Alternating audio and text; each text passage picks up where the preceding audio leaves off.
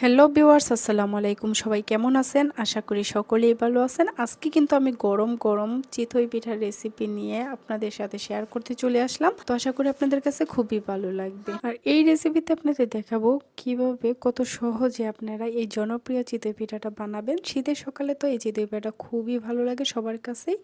তাহলে চলুন কিভাবে সহজে বানাতে পারেন এমন রেসিপি দেখিয়ে দিচ্ছি। প্রথমে আমি এখানে চালের গুঁড়ি নিয়ে নিয়েছি, তারপরে এখানে দিয়ে দিলাম পরিমাণ মতো লবণ, তারপর আমি একসাথে মিক্সড করে নিলাম। তারপর দেখেন এখানে আমি কুসুম গরম পানি নিয়ে নিয়েছি, আর এই পানি দিয়েই অল্প অল্প করে আমি এই গুঁড়াটা ভালোভাবে একটা ব্যাটার তৈরি করে নেব চিতই পিঠার জন্য। তো আপনারা দেখলেই বুঝতে পারবেন যে এটা আমি কিভাবে করছি। অল্প অল্প পানি দিয়ে হাত দিয়ে যত সময় নিয়ে এটাকে গুলবেন ততই কিন্তু খুবই ভালো হবে।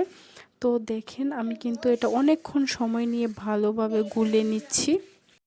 গরম গরম এই চিতই পিঠাটা যে কোনো কিছুর সাথে খেলেই কিন্তু খুবই ভালো লাগে। শুটকি ভর্তা বলেন, মাংসের ঝোল বলেন, সব কিছু দিয়ে খুবই ভালো লাগে।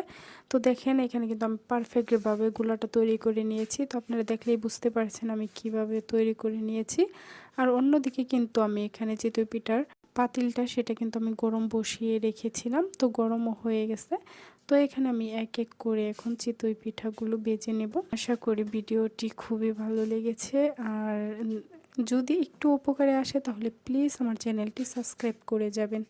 তো দেখেন আমার কত সুন্দর করে পিঠাগুলো হয়ে গেছে। আর এখানে দেখলেই বুঝতে পারছেন কতটা ফুলকো হয়েছে প্রথম পিঠাটাই।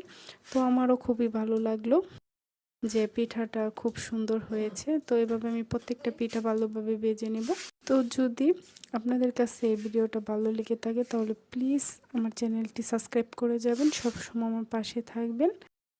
তো দেখেন এখানে কিন্তু সবগুলো পিঠা আমি ভেজে নিয়েছি, সবগুলো পিঠাই কিন্তু খুবই সুন্দর হয়েছে। আপনাদের পরবর্তী ভিডিও দেখার অনুরোধ রইল। সবাই ভালো থাকবেন। খোদা হাফেজ।